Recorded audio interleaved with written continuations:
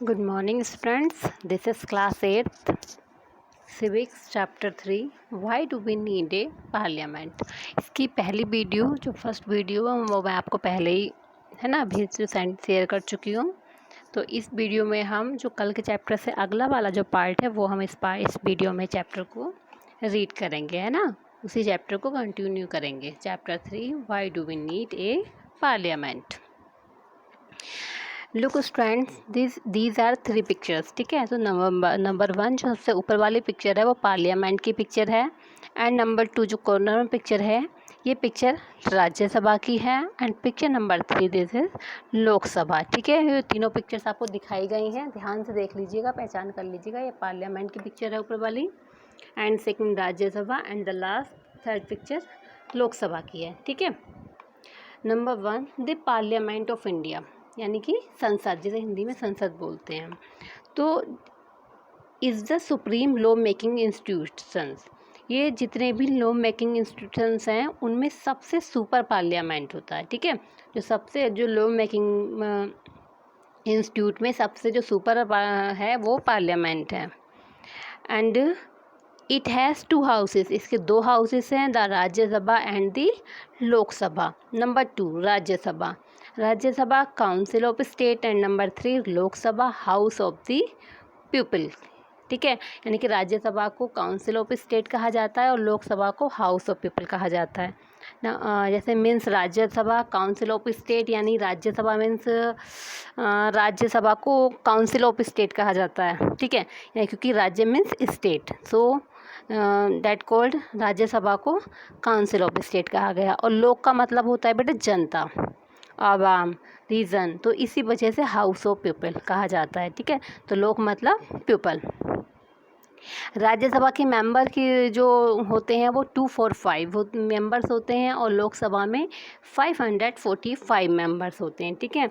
और राज्यसभा का जो प्रेसिडेंट हो बाय वाइस प्रेसिडेंट, ठीक है। जो राज्यसभा प्रेसिडेंट होती है वो by president of government India होती है, एंड लोकसभा जो प्रेसिडाइड होती है वो होती है बाय द स्पीकर, है ना। और हमारे जो वाइस प्रेसिडेंट है वो कौन है, नेम याद है, मिस्टर वेंकैया नायडू, ठीक है।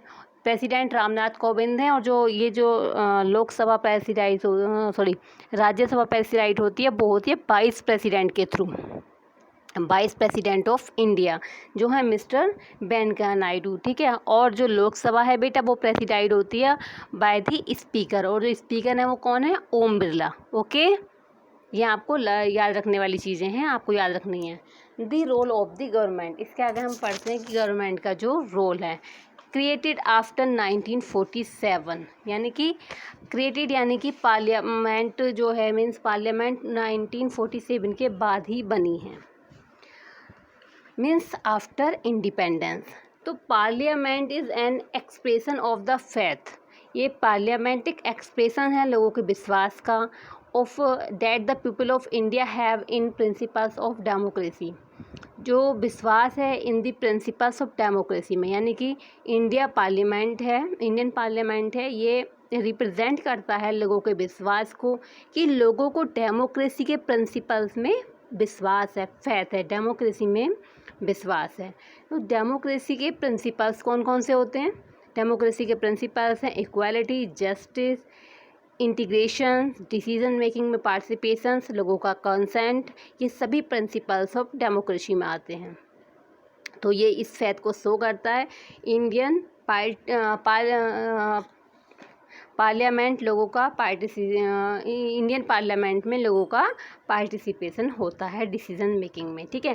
क्योंकि जैसे वो लोग वोट डालते हैं तो उनका पार्टिसिपेशन हो गया, अपने रिप्रेजेंट को चूज़ करते हैं, यानी गवर्नमेंट को अप्रूवल देते हैं कि ये गवर्नमेंट लोगों के कंसेंट के हिसाब से काम करती है, काम करेगी। तो इस तरीके से ये इसको अपनी गवर्नमेंट में डिसीजन मेकिंग का प्रोसेस करते हैं, ठीक है, कॉन्सेंट करते हैं। The parliament in our system has immense power because it is the representative of the people, parliament के पास इमेंस पावर है because these are the representative of India, यानी पार्लियामेंट में इलेक्ट पार्लियामेंट में इलेक्ट कौन तक करता है पीपल्स को? तो पीपल तो लोगों के द्वारा इलेक्ट होते हैं, है ना। और पावर किसके पास होती है? जनता के पास। तो जनता पावर किसको देती है? जिसको वो चाहेगी। तो जनता अपने रिप्रेजेंटेटिव को खुद चुनती है, फिर वो रिप्रेजेंटेटिव जनता के हित को लेकर काम करते हैं, है ना। And parliament are held election to the parliament are held in a similar manner as they are for the state legislature। Parliament में इलेक्शन सेम उसी तरह होते हैं जिस तरह स्टेट लेजिस्लेचर में इलेक्शन होते हैं। और स्टेट लेजिस्लेटिव में आपको क्लास 7 में पढ़ाया गया था चैप्टर नंबर 3 में, how do work state government. इस चैप्टर में आपको स्टेट ये जो लेजिस्लेटिव असेंबली है इसके बारे में, इसके इलेक्शन के बारे में सब समझाया गया था, ठीक है। और जब हम आपको याद है कि हमने क्लास 7 से बात की थी स्टेट लेवल की, और अब नाउ क्लास 8 में हम बात कर रहे हैं सेंट्रल लेवल की। तो स्टेट लेवल में गवर्नमेंट ऑफ स्टेट लेजिस्लेचर और सेंट्रल लेवल में गवर्नमेंट ऑफ पार्लियामेंट, राइट। ध्यान रखना कि स्टेट लेवल में जो गवर्नमेंट होती है वो स्टेट लेजिस्लेचर होती है, एंड सेंट्रल लेवल में जो गवर्नमेंट हुई वो पार्लियामेंट। और क्लास 6 में हमने क्या पढ़ा था? लोकल गवर्नमेंट की बात की थी। तो सारी क्लासेस में लेवल चेंज होते रहे हैं। लोकसभा में जो मेंबर होते हैं वो 5 ईयर्स को इलेक्ट होते हैं, यानी इनका टाइम पीरियड 5 ईयर्स का होता है। आफ्टर 5 ईयर्स दोबारा री इलेक्शन होते हैं, ओके। तो the country is divided into numerous constituencies as so in the map on page 41। Page 41 पे कोई मैप है वो अभी हम अभी शो करूँगी आपको। तो जो हमारी कंट्री है उसमें अलग अलग कॉन्स्टिट्यूंसीज होती हैं। जो हमारी कंट्री अलग अलग कॉन्स्टिट्यूंसीज में बटी हुई है। और कॉन्स्टिट्यूंसीज का मतलब होता है बेटा कि एरिया। तो कॉन्स्टिट्यूंसीज पॉपुलेशन के हिसाब से छोटी बड़ी भी हो सकती है। हर कॉन्स्टिट्यूंसीज में एक एक मेंबर इलेक्ट होता है जो मेंबर ऑफ पार्लियामेंट बनता है।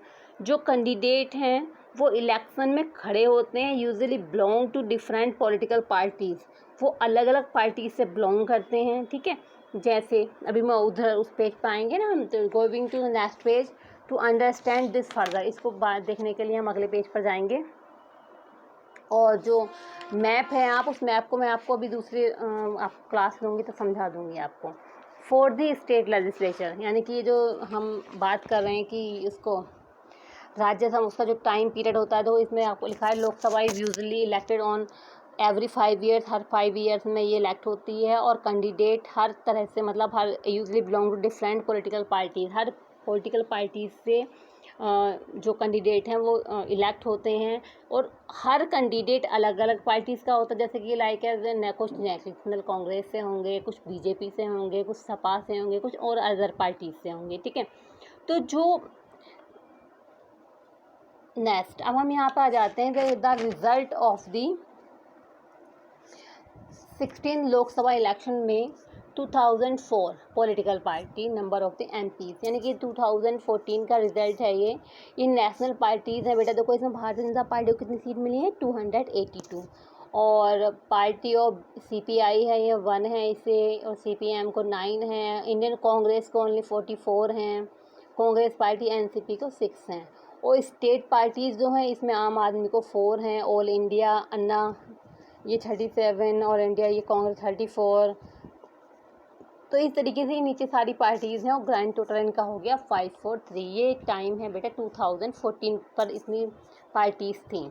और result of the 15 Lok Sabha election में 2009 है, 2009 की बात चल रही है यहाँ पर। तो इसमें पार्टीज़ में दिखाया गया कि इसमें समाजवादी पार्टी बीएसपी को 21 और भारतीय जनता पार्टी को 116 दी गई है, 116। और यहाँ पर नेशनल कांग्रेस को सबसे ज़्यादा 206 सीट मिली है, ठीक है।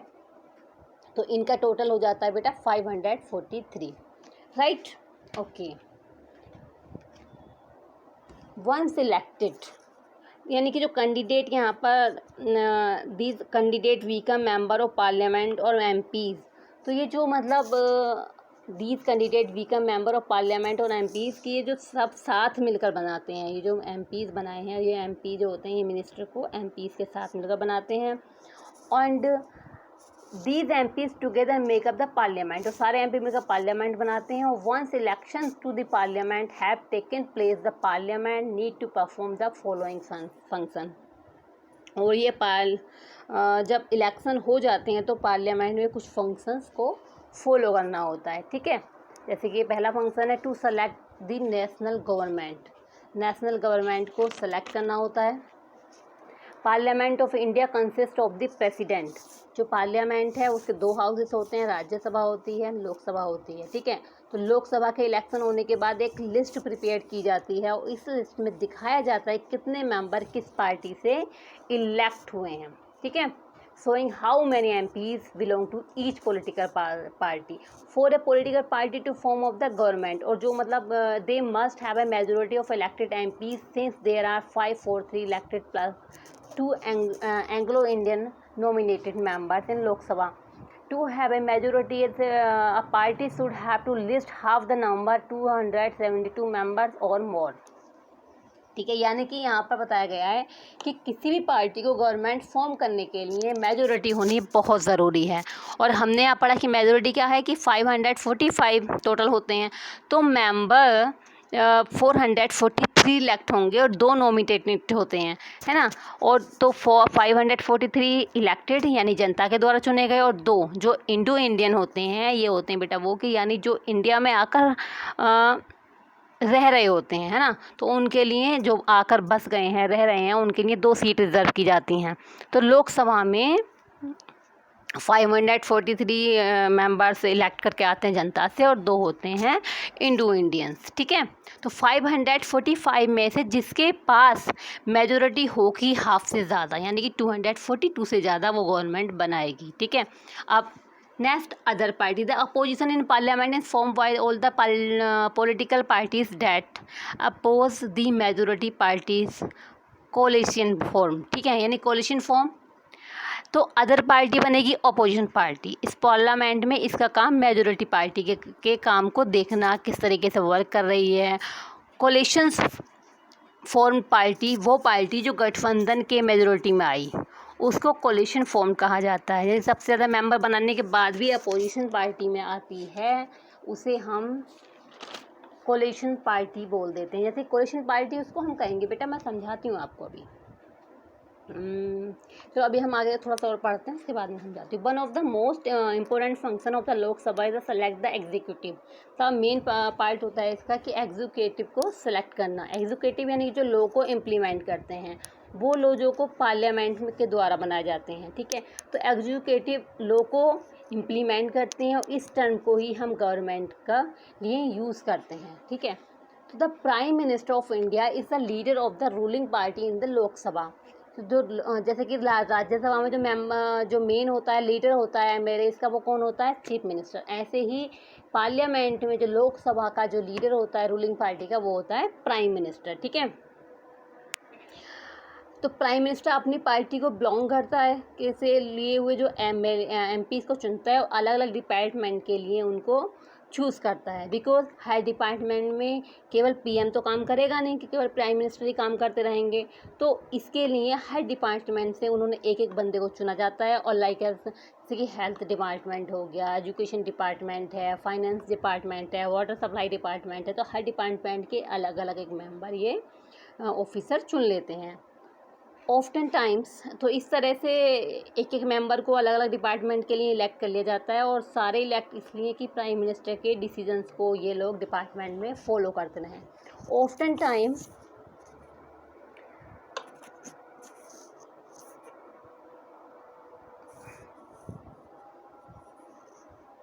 हम रिसेंट पास्ट को अगर हम देखेंगे तो ये डिफ़िकल्ट रहा है कि मेजोरिटी को जो गेट कर लें। मतलब काफ़ी, अगर पिछला जो आप इलेक्शंस को देखेंगे तो बहुत मुश्किल से मेजोरिटी आ पाती है। जो मैं अभी आपको गठबंधन के बारे में बताई थी वो मैं बताती हूँ आपको कि कोई एक जो गवर्नमेंट है वो मेजोरिटी में आ जाए, तो गवर्नमेंट के लिए रिक्वायर्ड होती है कि वो जितनी उसकी जो सीट हैं हाफ से ज़्यादा 272 से ज़्यादा होंगी तो वो मेजोरिटी में आएगी।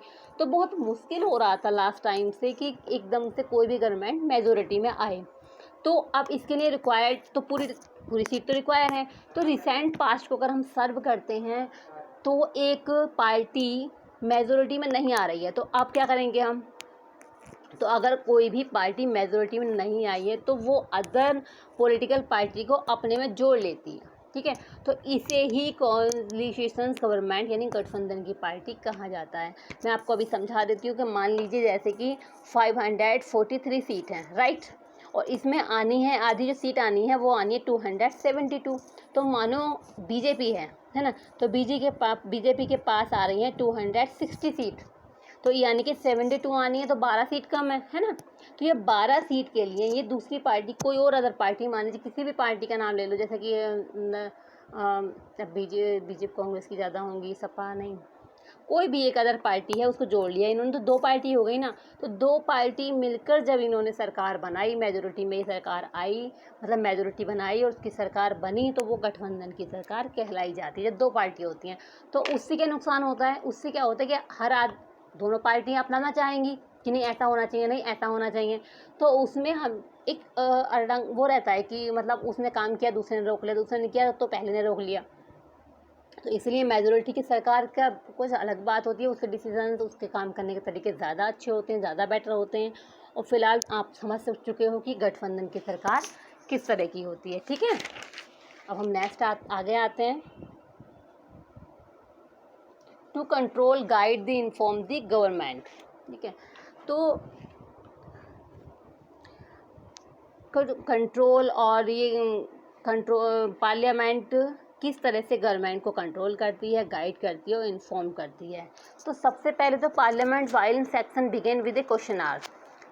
पार्लियामेंट में जो सेशन स्टार्ट होता है तो क्वेश्चन आवर से होता है, ठीक है। तो the question our is an important mechanism thought which MPs can elect information about the working of the government. यहाँ पर MPs क्वेश्चन पुटअप करते हैं, क्वेश्चन आवर में क्वेश्चन पुटअप किए जाते हैं गवर्नमेंट से कि उनके वो वर्क किस तरीके से कर रही है और क्या वर्क कर रही है। This is a very important way thought which is the parliament control the executive. Parliament इसमें एग्जीक्यूटिव को कंट्रोल करता है, ये बहुत ही वेरी इंपॉर्टेंट पार्ट है क्वेश्चन आवर।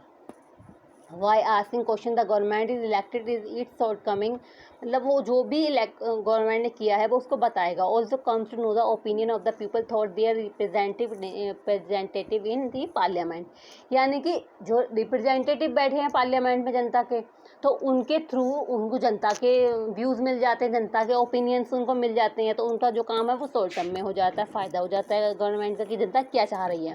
गवर्नमेंट वही करेगी ना जनता चाह रही है, और कैसे पता चलेगा जब जनता के रिप्रेजेंटेटिव सरकार को बताएंगे। तो asking question of the government is a crucial task of every MP, यानी कि हर एमपी जब कुछ सवाल पूछ रहा है, एमपी से सवाल पूछे जा रहे हैं, तो अगर क्रूशियल टास्क यानी कहीं भी उन्हें अपनी कोई वीकनेस दिखती है, इस चीज़ से फ़ायदा क्या हुआ कि अगर किसी चीज़ पर मुद्दे पर चर्चा हुई, वो मुद्दा कमज़ोर लगा, तो the opposition parties play critical role in the healthy function of a democracy. तो डेमोक्रेसी के कारण जो अपोजिशन पार्टी है और दूसरे एमपीज़ हैं वो क्वेश्चन पुटअप करेंगे, क्रिटिकल रोल प्ले करेंगे, तो इस तरीके से उनके पास जो शॉर्ट टर्म हुआ, यानी कि जो थोड़ा सा मुद्दा ढकमगाया हुआ था उससे वो दोबारा से वर्क कर लेंगे, उसको अच्छे से वर्क करेंगे उस पर। The highlight drawback in various policies and programs of the government and mobilize popular support of their on policies, ठीक है। तो अपने पॉलिसीज़ को वो अच्छे से उस पर काम करेंगे, यानी कि who are the people in parliament, है ना। तो बिफोर इंडिपेंडेंस का इसमें कम लोग ऐड होते थे, पता है पार्लियामेंट में जो पहले लोग ऐड होते थे वो बहुत कम लोग ऐड होते थे। क्यों? क्योंकि उन्होंने हम लोगों को ऐड होने का राइट दे नहीं रखा था पार्लियामेंट में एजुकेशन। क्योंकि पहले क्या था, हमने उनसे एक बार 1885 में उनसे कहा, मतलब अपनी एक 1885 में नेशनल कांग्रेस जो फाउंड हुई, और इसने ब्रिटिश से कहा कि मतलब हमें भी पार्लियामेंट में बैठने का जो मतलब लेजिस्लेटिव असेंबली है उसमें बैठने का राइट मिलना चाहिए। तो उन्होंने उसके आगे उसके आंसर में एक एक्ट स्टार्ट किया था 1909 को, ठीक है। तो उसमें भी उन्होंने एक राइट हमें सिर्फ ये दिया कि उसकी जो एजुकेटेड हैं, बहुत मोस्ट एजुकेटेड और प्रॉपर्टी वाले लोग हैं, वही उनके पास ही राइट होगा वोट डालने का और इलेक्शन में खड़े होने का। उससे पहले 18 और 18 से अबव वालों के पास वोट का राइट नहीं था और ना ही एज ए कैंडिडेट वो खड़े हो सकते थे। लेकिन आज नाउ 18 और 18 प्लस अबव वाले पर्सन पीपल वोट भी डाल सकते हैं और एज ए कैंडिडेट खड़े भी हो सकते हैं, ठीक है।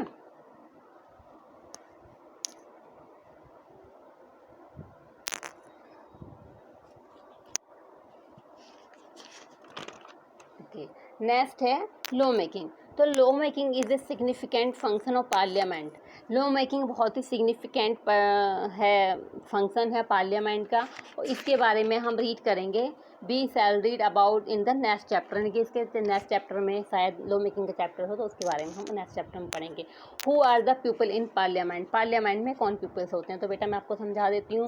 Parliament now has more and more people from different background. इस टाइम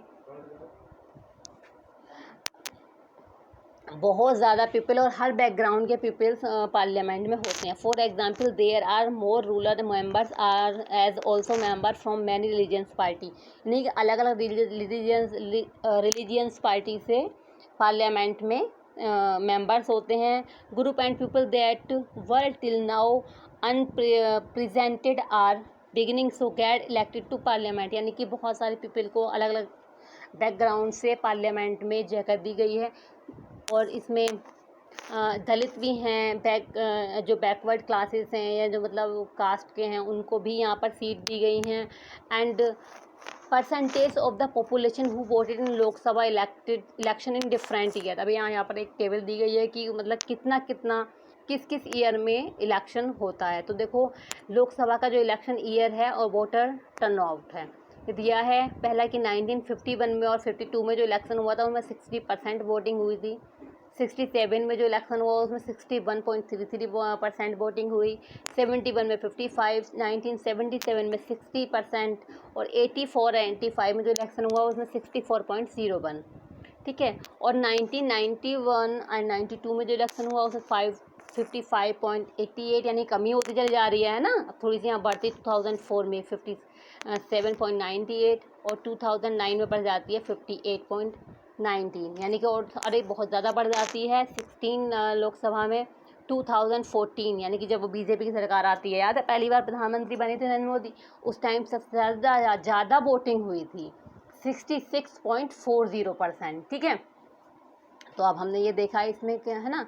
उसके बाद similarly it has more recently been suggested that there should be reservation of seat for women, यानी कि पहले भी वुमेन के लिए भी बहुत कम सीट होती है, लेकिन अब वो सीट जो है मतलब वुमेन के लिए भी सीट रिजर्व हो गई हैं। This issue is still being debated 60 years ago only 4% MP थी वुमेन, और आज इट इज़ जस्ट अबव 9%, अब वो 9% हो गई हैं। This is a small share when you consider the fact that half the population are women, यानी कि ये पॉपुलेशन का मतलब जो है आधे से भी ज़्यादा हो गया है। This is the issue of the kind that force the country of to ask certain difficult and often unresolved questions about whether and democratic system is representative enough, यानी कि हमने बहुत मतलब पूरे चैप्टर में जो हमने सब कुछ पढ़ा है उसकी समरी में अभी आपको बस समझा देती हूँ। The fact that we can ask their these question, बहुत सारे क्वेश्चन पुटअप कर सकते हैं। वर्किंग टुवर्ड आंसर, उनको आंसर भी देने होते हैं पार्लियामेंट में। और ये सब क्या देता है बेटा, पीपल इन इंडिया की स्ट्रेंथ और उनका faith. Democratic form of the government, क्योंकि जो डेमोक्रेटिक फॉर्म है गवर्नमेंट की। तो अभी अब इसको ज़रा थोड़ा सा रिकॉल कर लेते हैं, समरी वाइज समझ लेते हैं कि हमने देखो मैं अब पूरे चैप्टर को एक बार फिर से आपके सामने लाती हूँ। कहीं कुछ प्रॉब्लम हो तो आप मुझे कॉल करके पूछ सकते हैं। सबसे पहले हमने स्टार्ट किया था पेज नंबर 1 से कि सभी आइडियाज़ प्राउड कि हम जो हैं ऑल इंडियंस प्राउड फील करते हैं कि हम डेमोक्रेसी का पार्ट हैं। ठीक है। और देन नेक्स्ट हमने देखा कि पार्लियामेंट किस तरीके से गवर्नमेंट पर कंट्रोल करती है, और parliament enables citizens of India to participation in decision making, कि सभी सेक्शन में लोग आगे आएँ और गाइड करें एंड कौन रिप्रेजेंटेटिव होना चाहिए गवर्नमेंट में उनका।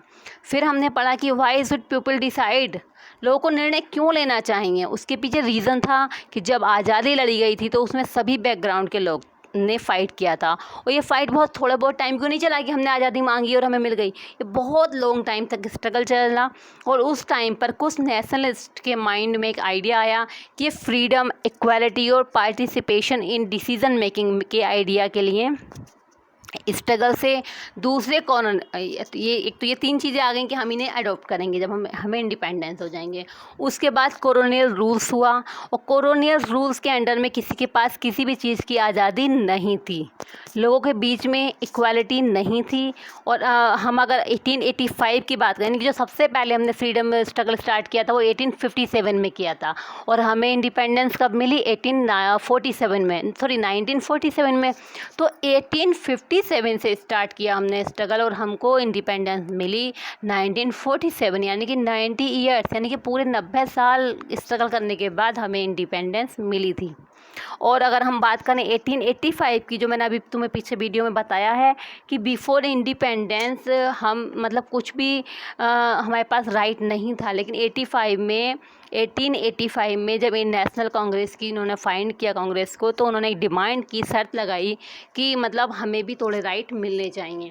तो गवर्नमेंट ने इनको राइट दिया, 1909 में इनको राइट दिया, और एक एक्ट बनाया, government of act 1909 act, government of India 1909 act. तो उसमें भी उन्होंने एक शर्त लगा दी कि जिसके पास बहुत प्रॉपर्टी होगी या बहुत ज़्यादा वेल एजुकेटेड होगा, वही पर्सन वोट डाल सकता है, और वही पर्सन लेजिस्लेटिव असेंबली का मेंबर बन सकता है या इलेक्शन में खड़ा हो सकता है। तब उन्होंने 18 से अबव वाले को कोई भी राइट नहीं दिया था, ना वो वोट डाल सकता था, ना ही वो इलेक्शन में खड़ा हो सकता था। तो पीपल एंड देयर रिप्रेजेंटेटिव हमने पढ़े कि जो रिप्रेजेंटेटिव इलेक्ट होते हैं, जो जनता द्वारा चुने जाते हैं, उनको लोगों के कंसेंट पर काम करना पड़ता है कि लोगों की डिज़ायर क्या है, लोग क्या अप्रूव करते हैं, और लोगों के डिसीजंस को देखा कि पार्लियामेंट गवर्नमेंट को कंट्रोल करती है, गाइड करती है। फिर हमने पढ़ा कि रोल ऑफ गवर्नमेंट में ये पढ़ा कि जो पार्लियामेंट का रोल क्या होता है, लोकसभा होती है, राज्यसभा होती है, उन दोनों के बारे में पढ़ा है ना। और Lok Sabha represent the citizens of India होती है, and Rajya Sabha represent the state of India होती है। ध्यान रखने वाली बात है, ध्यान से याद रखना। लोकसभा और राज्यसभा का मेन डिफरेंस बता रहे हैं यहाँ पर आपको हम। Lok Sabha represent the citizens of India and Rajya Sabha represent the state of India. तो लोकसभा के मेंबर जनता द्वारा इलेक्ट होते हैं, बट राज्यसभा के मेंबर विधानसभा के द्वारा चुने जाते हैं। जो MLAs होते हैं वो राज्यसभा मेंबर को चुनते हैं। फिर हमने देखा कि किस तरीके से पार्लियामेंट गवर्नमेंट को कंट्रोल करती है, गाइड करती है, इन्फॉर्म करती है, जिसमें हम अपोजिशन पार्टी का रोल भी देखते हैं। और एक क्वेश्चन आर होता है जिसके बारे में पढ़ा था। फिर हमने देखा कि पार्लियामेंट में कौन कौन किस बैकग्राउंड के लोग आए हुए हैं, लोगों की आइडियोलॉजी क्या है। कॉन्स्टिट्यूशंस में हर सोसाइटी को, एवरी सेक्शन ऑफ सोसाइटी के लोगों को रखा गया है, और प्रायोरिटी दी गई है। कि फिर हमने देखा कि पार्लियामेंट में बिफोर इंडिपेंडेंस और आफ्टर इंडिपेंडेंस कौन लोग होते हैं। और वुमेन पोजीशन के बारे में भी हमने पढ़ा कि उनके लिए कितनी सीट रिजर्व कर दी गई हैं। बट हमने जो भी इशू पढ़े हैं, है ना, अभी तक, तो ये इशू हमें क्या दिखाते हैं कि फॉर्म ऑफ डेमोक्रेसी में हम लोग बिलीव करते हैं। यही हमारा चैप्टर यहाँ पर एंडिंग हो जाता है। ठीक है, हमारा चैप्टर यहाँ पर ख़त्म हो जाता है, और इस चैप्टर को हम यहीं पर एंड करते हैं। नेक्स्ट चैप्टर नेक्स्ट वीडियो से स्टार्ट करेंगे। ओके।